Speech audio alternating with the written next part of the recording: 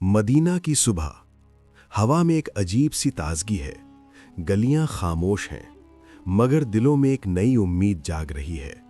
یہ وہی مدینہ ہے جہاں کچھ مہینے پہلے ایک عظیم ہجرت ہوئی تھی۔ مکہ سے آنے والے مہاجرین اپنے گھر، اپنی زمینیں، اپنے کاروبار سب کچھ چھوڑ آئے تھے، اور مدینہ کے انصار اپنے گھروں کے دروازے کھول کر ان کے بھائی بن گئے تھے۔ مگر آج مدینہ میں کچھ مختلف ہونے والا ہے۔ ایک ایسا دن جو تاریخ میں پہلی بار آنے والا ہے، ایک ایسا دن جسے بعد میں پوری امت صدیوں تک منائے گی۔ مگر سوال یہ ہے، مدینہ میں رسول اللہ صلی اللہ علیہ وسلم کی پہلی عید کیسی تھی؟ کیا اس دن جشن تھا؟ کیا خوشیوں کے جلوس تھے؟ یا اس دن کچھ اور ہی پیغام دیا گیا تھا؟ آج ہم وقت کے پردے ہٹائیں گے اور جانیں گے اسلامی تاریخ کے اس انتہائی خوبصورت لمحے کو، وہ لمحہ جب مدینہ میں پہلی بار عید کی صبح طلوع ہوئی۔ اسلام میں عید صرف ایک تہوار نہیں، یہ شکر کا دن ہے، یہ اللہ کی عبادت کا دن ہے، یہ بھائی چارے کا دن ہے۔ لیکن ایک وقت ایسا بھی تھا جب مسلمانوں کے پاس کوئی عید نہیں تھی۔ جب رسول اللہ صلی اللہ علیہ وسلم مدینہ تشریف لائے تو یہاں کے لوگوں کے پاس دو تہوار تھے۔ یہ تہوار زمانہ جاہلیت کے تھے۔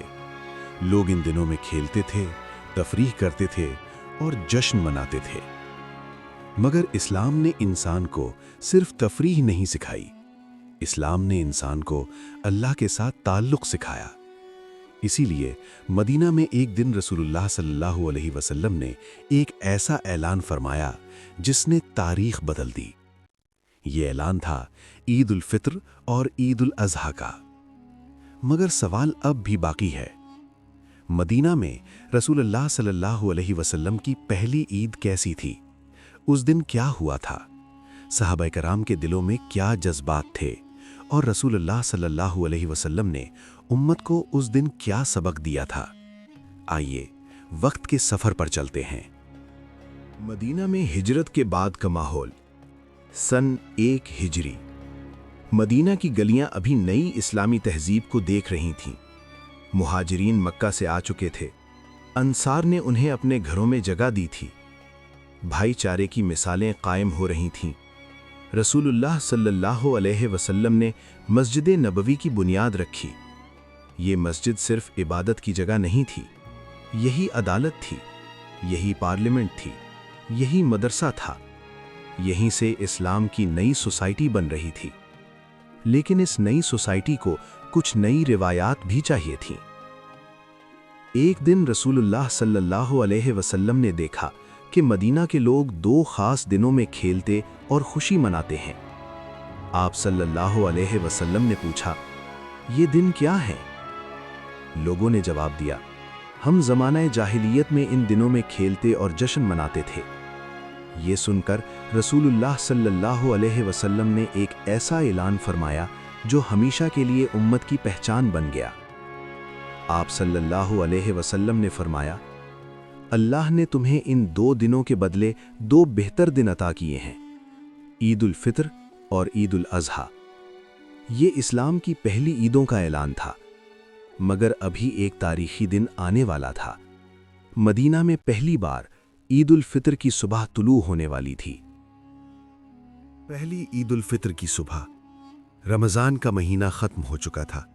یہ مسلمانوں کے لیے پہلا رمضان تھا جو انہوں نے مدینہ میں گزارا۔ یہ مہینہ عبادت کا تھا، روزوں کا تھا، قرآن کے نزول کی یاد کا تھا۔ صحابہ کرام راتوں کو قیام کرتے تھے، دن کو روزہ رکھتے تھے، اور اب رمضان ختم ہو چکا تھا۔ مدینہ کی صبح طلوع ہوئی۔ یہ عام صبح نہیں تھی، یہ پہلی عید کی صبح تھی۔ رسول اللہ صلی اللہ علیہ وسلم اپنے گھر سے نکلے۔ آپ صلی اللہ علیہ وسلم نے بہترین لباس پہنا۔ آپ صلی اللہ علیہ وسلم نے خوشبو لگائی اور صحابہ کو بھی حکم دیا کہ آج کے دن اچھا لباس پہنو۔ مدینہ کے لوگ گھروں سے نکلنے لگے، بچوں کے چہروں پر مسکراہٹ تھی۔ مگر اس دن کی خوشی صرف دنیاوی خوشی نہیں تھی، یہ اللہ کا شکر ادا کرنے کی خوشی تھی۔ رسول اللہ صلی اللہ علیہ وسلم نے ایک اور اہم سنت سکھائی۔ آپ صلی اللہ علیہ وسلم نے عید کی نماز سے پہلے کھجوریں کھائیں۔ یہ پیغام تھا کہ رمضان کے روزے ختم ہو چکے ہیں اور اب عید کا دن ہے۔ عیدگاہ کی طرف روانگی، مدینہ کی گلیاں بھرنے لگیں، صحابہ کرام جوق در جوق نکل رہے تھے۔ رسول اللہ صلی اللہ علیہ وسلم نے ایک اہم فیصلہ کیا۔ عید کی نماز مسجد میں نہیں ہوگی بلکہ شہر کے باہر کھلے میدان میں ہوگی۔ یہ تھا عیدگاہ۔ یہ اس لیے تھا تاکہ زیادہ سے زیادہ لوگ جمع ہوں، مرد، عورتیں، بچے، یہاں تک کہ وہ خواتین بھی جو عام طور پر باہر نہیں نکلتی تھیں۔ رسول اللہ صلی اللہ علیہ وسلم نے فرمایا، عورتوں کو بھی عیدگاہ لے کر آؤ۔ یہ اسلام کا سماجی پیغام تھا۔ عید صرف عبادت نہیں تھی، یہ امت کے اتحاد کا منظر تھا۔ مدینہ کے لوگ عیدگاہ کی طرف بڑھ رہے تھے۔ راستے میں تکبیریں گونج رہی تھیں، اللہ اکبر، اللہ اکبر، لا الہ الا اللہ، واللہ اکبر، اللہ اکبر، وللہ الحمد۔ مدینہ کی فضا اللہ کی بڑائی کے نعروں سے بھر گئی تھی۔ یہ کوئی عام تہوار نہیں تھا، یہ اللہ کی عظمت کا اعلان تھا۔ پہلی عید کی نماز۔ عیدگاہ میں ہزاروں لوگ جمع ہو گئے۔ رسول اللہ صلی اللہ علیہ وسلم آگے تشریف لائے، صفیں بنائی گئیں، خاموشی چھا گئی، اور پھر رسول اللہ صلی اللہ علیہ وسلم نے عید کی نماز پڑھائی۔ یہ 2 رکعت نماز تھی، مگر اس نماز میں اللہ کی بڑائی کا اعلان تھا۔ نماز کے بعد رسول اللہ صلی اللہ علیہ وسلم کھڑے ہوئے اور ایک خطبہ دیا۔ یہ خطبہ صرف نصیحت نہیں تھا، یہ ایک نئی اسلامی سوسائٹی کا منشور تھا۔ آپ صلی اللہ علیہ وسلم نے لوگوں کو یاد دلایا، اللہ کا شکر ادا کرو، غریبوں کا خیال رکھو، زکوٰۃ اور صدقہ دو، اور بھائی چارہ قائم رکھو۔ اسی لیے عید سے پہلے صدقہ فطر فرض کیا گیا تاکہ کوئی غریب عید کے دن بھوکا نہ رہے۔ یہ تھا اسلام کا سماجی انصاف۔ اور پھر ایک ایسا منظر سامنے آیا جو اسلامی تاریخ کے خوبصورت ترین مناظر میں سے ہے۔ عیدگاہ میں کچھ حبشی نوجوان نیزوں کے ساتھ کھیل دکھا رہے تھے۔ یہ ایک ثقافتی کھیل تھا۔ رسول اللہ صلی اللہ علیہ وسلم یہ منظر دیکھ رہے تھے۔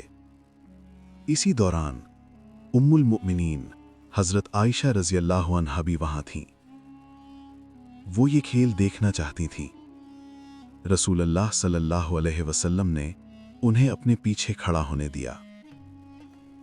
حضرت عائشہ رضی اللہ عنہا رسول اللہ کے کندھے کے پیچھے سے وہ منظر دیکھ رہی تھی۔ یہ اسلام کی خوبصورتی تھی۔